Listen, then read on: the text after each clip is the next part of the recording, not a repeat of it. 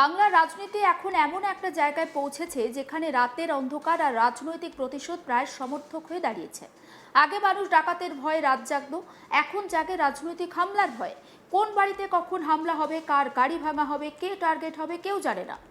বাঁকুড়ার বড়জোড়া ব্লকের চান্দাই গ্রামে যা ঘটল তা শুধু একটা ভাঙচুরের ঘটনা নয়, একটা বাংলার বর্তমান রাজনৈতিক সংস্কৃতির এক ভয়ঙ্কর প্রতিচ্ছবি, যেখানে রাজনৈতিক প্রতিদ্বন্দ্বিতা এখন অনেক সময় ব্যক্তিগত আক্রোশে পরিণত হচ্ছে, আর সেই আক্রোশের আগুনে পুড়ছে সাধারণ মানুষের নিরাপত্তাবোধ। তৃণমূল পরিচালিত পখরনা গ্রাম পঞ্চায়েতের প্রধান মহাসিনা বেগমের বাড়িতে গভীর রাতে চড়াও হয় একদল দুষ্কৃতী। অভিযোগ, বাড়ির কাঁচের দরজা জানলা ভেঙে তছনছ করা হয়, দরজার তালা ভেঙে বাড়ির ভিতরে ঢুকে কার্যত তাণ্ডব চালানো হয়। শুধু তাই নয়, প্রধানের 4 চাকা গাড়িটিকেও গুড়িয়ে দেওয়া হয়েছে।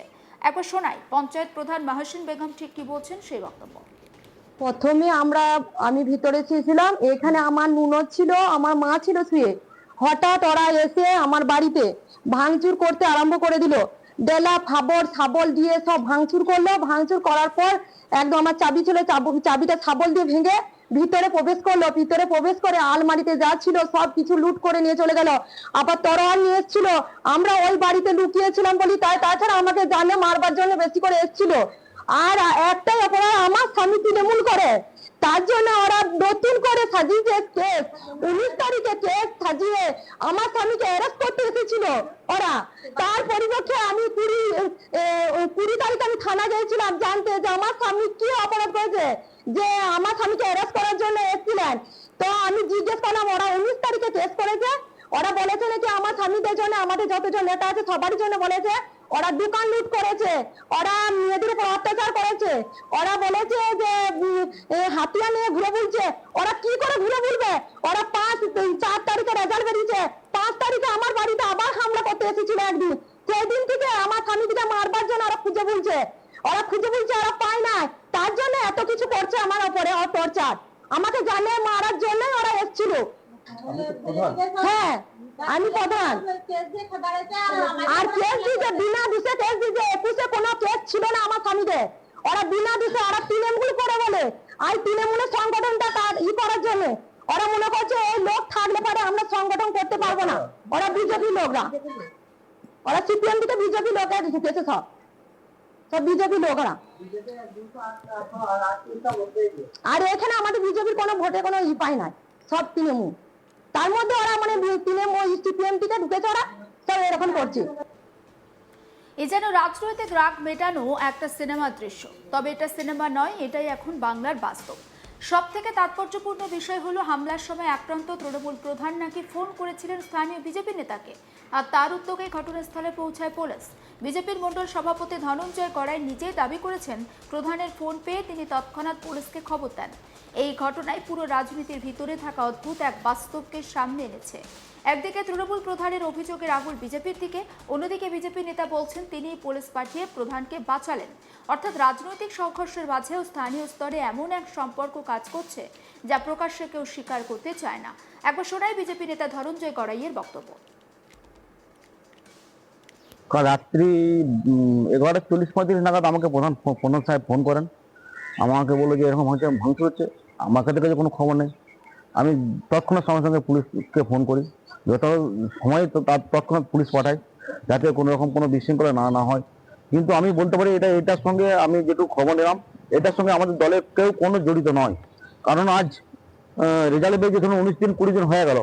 আমাদের রাজ্য সভাপতি বার্তায় আছে, কোথাও কারোর সঙ্গে কোনো রকম ঝুট ঝামেলা করা যাবে না, কোনো অপ্রীতিকর ঘটানো যাবে না, কারোর বাড়ি ভাঙচুর করা যাবে না, কাউকে কোনো কিছু থেকে উচ্ছেদ করা যাবে না।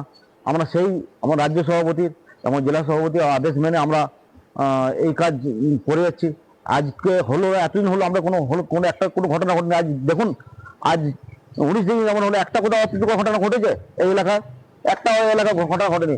আমি যথাসাধ্য চেষ্টা করে গেছি তাদের কোনো রকম যাতে কোনো অপ্রীতিকর ঘটনা যাতে না ঘটে। এর সঙ্গে পুলিশ প্রশাসন আমাদের খুব প্রচন্ড সহযোগিতা করছেন আমাদের সাথে। কোথাও কিছু ঘটনা ঘটেনি। এটা সম্ভবত হয়তো কারোর ব্যক্তিগত সম্পর্ক খারাপ থাকলে সেই নিয়ে হয়তো হতে পারে, ব্যক্তিগত কারোর সঙ্গে সম্পর্ক খারাপ ছিল সেই নিয়ে হয়তো সেটা ঘটেছে, তাই আজ বিজেপি নামে দোষারোপ চাপাচ্ছে। এর সঙ্গে দলের কোনো যুক্ত নেই, দলের কেউ কোনো যুক্ত নেই। বাংলা রাজনীতির আসল ছবি অনেক সময় টিভি স্টুডিওতে দেখা যায় না, দেখা যায় গ্রামের ভিতরে, যেখানে দিনে একে অপরকে গালাগালি করা নেতারা রাতে বিপদে ফোন করেন সেই প্রতিপক্ষকেই। কারণ তারা জানেন রাজনীতি আলাদা, কিন্তু গ্রামের বাস্তবতা আলাদা। তবুও প্রশ্ন থেকেই যাচ্ছে, এই হামলা কেন? এটা কি সত্যি রাজনৈতিক প্রতিশোধ, নাকি স্থানীয় স্তরের কোনো দ্বন্দ্ব, নাকি ক্ষমতার পালাবদলের পথ তৈরি হওয়া একটা ভয়ের রাজনীতি? এই প্রশ্নগুলোর উত্তর হয়তো তদন্ত বলবে, কিন্তু একটা বিষয় স্পষ্ট, বাংলা রাজনৈতিক পরিবেশ ক্রমশ আরও অস্থির হয়ে উঠছে। কারণ এখন আর শুধুমাত্র ভোটের সময় হিংসা হচ্ছে না, ভোট মিটে যাওয়ার পরেও প্রতিশোধের রাজনীতি চলছেই। কে কোন দলের, কে কাকে সমর্থন করছে, কে কার বিরুদ্ধে কথা বলছে, সবকিছুরই হিসাব রাখা হচ্ছে। আর এটাই তো সব থেকে বিপজ্জনক।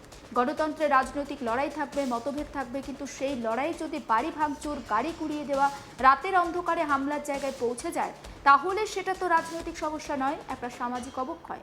সব থেকে ভালো ভয়ের বিষয় হলো, বাংলার মানুষ এখন এসব ঘটনায় আর খুব একটা অবাক হন না, কারণ তারা অভ্যস্ত হয়ে গেছেন। আজ তৃণমূল নেতার বাড়ি ভাঙছে, কাল বিজেপি কর্মী আক্রান্ত হচ্ছেন। আর সমগ্র বিষয়টা নিয়ে আমার কলিগের একটি রিপোর্ট দেখাবো। মিটেছে বাংলায় ভোট পর্ব, এখন শাসকের আসনে বিজেপি।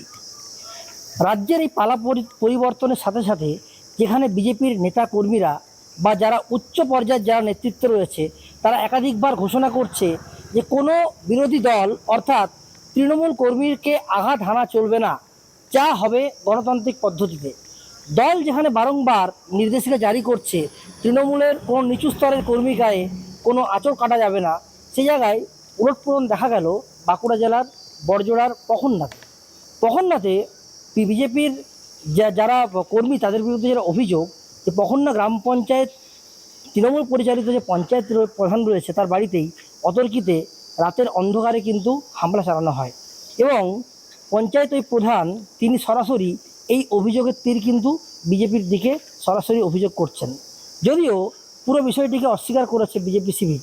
সাথে সাথে ঘটনার খবর পাওয়ার পর স্থানীয় যিনি বিজেপির মণ্ডল সভাপতি তিনি এলাকায় যায় এবং ওই যে পঞ্চায়েত প্রধানের ঘরকে কিন্তু তিনি পরিদর্শন করেন এবং তিনি বলেন যে এই ঘটনার সাথে আদেও কোনো কিন্তু বিজেপি নেতা বা কর্মী তারা কেউ জড়িত নয়, এটা তৃণমূলেরই অন্তর্কলহের কারণে এই ঘটনা ঘটেছে। যেখানে দিকে দিকে দেখা যাচ্ছে যে পালাবদলের সঙ্গে সঙ্গে যেখানে রাজ্যে কিছু কিছু জায়গায় বিশৃঙ্খলার সৃষ্টি হলেও আপাতত পশ্চিমবাংলার পরিস্থিতি কিন্তু অনেকটাই শান্ত বলে মনে করছে রাজনৈতিক মহল। এর একটাই কারণ, বিজেপির যারা শীর্ষ নেতৃত্ব আছে তারা ক্ষমতায় আসার পর তাদের কর্মীদেরকে বারে বারে যে হুঁশিয়ারি দিচ্ছেন, কেউ বা কারা বিজেপির পতাকা নিয়ে যদি কারো কাছে আঘাত করা হয়, ভাঙচুর করা হয়, সে কিন্তু বিজেপির কেউ না। এই রাজ্য নেতৃত্বের এই ইনস্ট্রাকশনের পরে কিন্তু যেমন দেখা যাচ্ছে সারা পশ্চিমবাংলা জুড়ে বিজেপি কর্মীরা যথেষ্টই সংযত রয়েছেন। এর পাশাপাশি এই ধরনের বিশৃঙ্খলা যা গতকাল রাতে সংগঠিত হয়েছে, যার পিছনে কিন্তু বিজেপির কোনো হাত নেই বলে কিন্তু দাবি করছে বিজেপি শিবির। এখন দেখার বিষয় এটাই, জেলার সামগ্রিক পরিস্থিতি কোন পথে অগ্রসর হয়। সমস্ত আপডেট পৌঁছে দেবো আপনাদের কাছে, নজর রাখুন আজ তাক বাংলায়, সাবস্ক্রাইব করতে ভুলবেন না।